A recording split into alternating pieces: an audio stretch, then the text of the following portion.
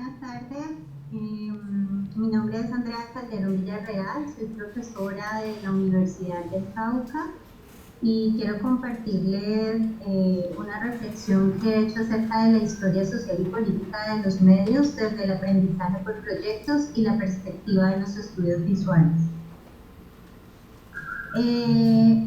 Básicamente lo que me lleva a plantearme esta inquietud o este problema de investigación es un poco lo aburrida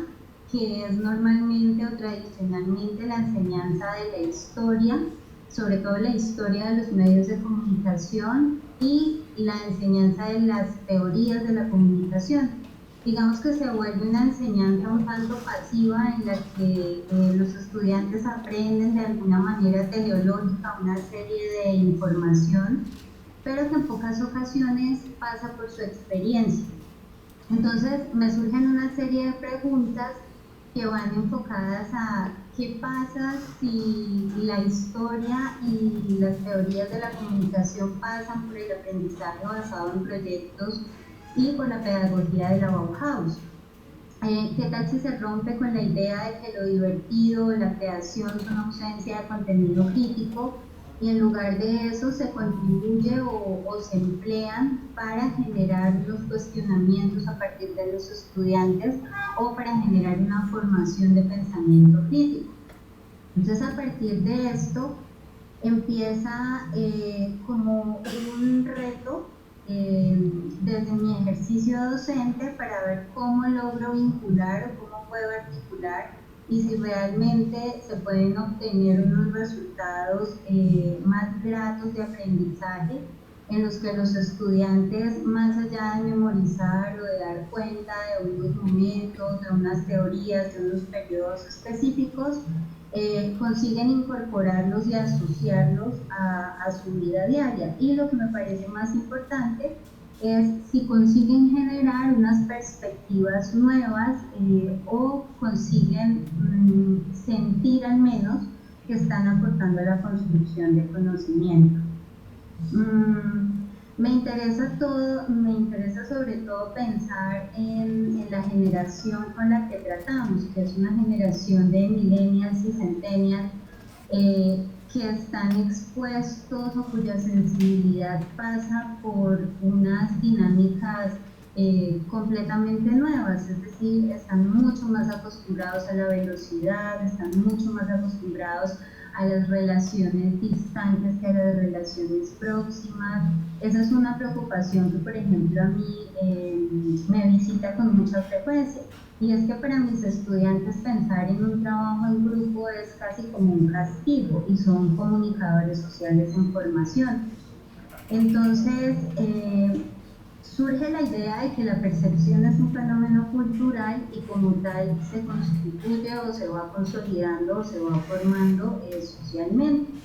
Y surge también a partir de ahí el cuestionamiento frente al papel que tiene la experiencia en esa formación perceptual. Entonces empiezo a intentar asociar esa formación o ese desarrollo o esa contribución de desarrollo de pensamiento crítico, entendido como la capacidad de cuestionar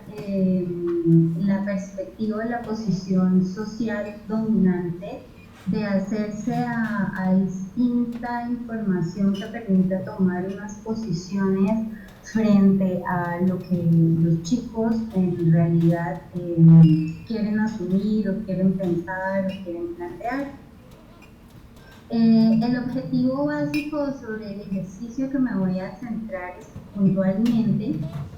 consistió en la clase de Historia Social y Política de los Medios en orientar a los estudiantes a reconocer la historia de los medios de comunicación a partir de textos alternativos como las expresiones estéticas, puntualmente las vanguardias artísticas. Entonces, primero el ejercicio consistía en una suerte de reto en que los estudiantes tenían que identificar las características propias de cada vanguardia.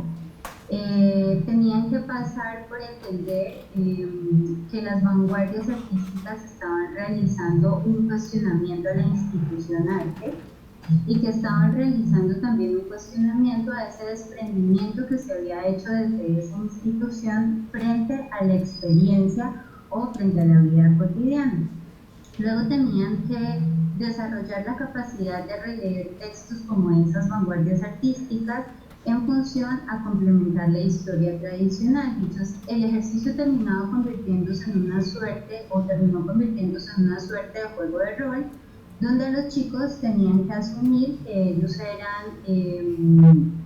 parte de una de las vanguardias. Entonces, por ejemplo, eran expresionistas o eran surrealistas, y desde ahí tenían que intentar leer o entender cómo funcionaban los medios de comunicación, es decir, podían asumir una perspectiva crítica o jugar a que esa perspectiva crítica era la que la vanguardia asumía frente a la posición o frente a la función social de los medios de comunicación. Entonces, diseñé un instructivo en el cual los invitaba un poco a convertirse en una suerte de Sherlock Holmes que andaba a la busca de una serie de pistas para poder posteriormente en equipo tomar decisiones. Después tenían que apropiar una mirada crítica y contrastarla con la función social de los medios de comunicación en el periodo. Para ello tenían que tomar en cuenta o tener en cuenta los elementos o los aspectos que ya se habían realizado hasta ese momento, hasta ese periodo en el curso de Historia Social y Política de los Medios. Y finalmente el ejercicio se materializaba en un álbum que empleaba distintas técnicas, y la idea es que ellos intentaran apropiar la perspectiva estética de la vanguardia que estaban trabajando. Como resultado se tuvo 8 libros o 8 álbumes de artista. Cada libro ofrece una apropiación del lenguaje de cada vanguardia y una lectura crítica de los medios de comunicación desde ellas. Hubo hallazgos muy chéveres o muy interesantes. Uno, que es el que voy a citar acá por tiempo, fue la relación que los chicos generaron entre expresionismo y amarillismo, el amarillismo visto desde la perspectiva de Randall Hearst, y un poco la asociación que ellos hacían entre estas dos formas que son muy distantes, pero que comparten algunos elementos. Entonces ellos decían, la diferencia entre la vanguardia y la diferencia entre el amarillismo consiste básicamente en que trabajan con los mismos elementos, pero los objetivos son distintos. El del amarillismo consiste básicamente en vender o en lucrarse, mientras que el expresionismo, aunque trabaja con aspectos morbosos, demoníacos, sexuales, pervertidos, digamos, propios pues de la condición humana, intenta despertar un sentido o una perspectiva crítica. Entonces digamos que hallazgos como este me llevaron a pensar la importancia que tiene generar espacios de aprendizaje que no divorcien o que no sigan distanciando las disciplinas que, entre comillas, se consideran serias, y las expresiones estéticas o las expresiones sensibles. Creo que al juntarlas o al intentar establecer relaciones entre ellas, se obtienen muchas más potencias a la hora del aprendizaje. Elementos que encontraba adicionales y que de alguna manera surgen de manera tangencial, y por lo cual aparecen estas imágenes que les estoy mostrando,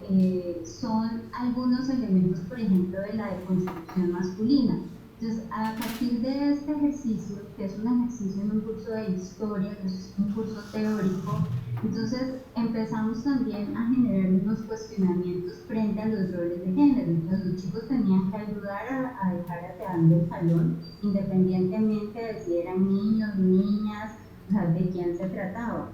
Se generaron unos lazos de solidaridad en los cuales se tenían que prestar, tenían que intercambiar materiales, y obviamente para ellos que son chicos universitarios, entonces digamos, si uno les planteara esto abiertamente, empezarían a cuestionar que no son niños. pero se comportan a veces como tal. Entonces, creo que este tipo de dinámicas permiten fortalecer, permiten contribuir a una formación integral del ser humano, que facilitan que los estudiantes, más allá de cumplir simplemente con un rol de aprendizaje o de sistematización mecánica de información, puedan a través de la experiencia formarse realmente o aproximarse a esa formación que buscamos, creo yo, desde la academia. Entonces, no sé si corrí mucho, si estoy bien de tiempo, pero eso es básicamente lo que tenía para compartir.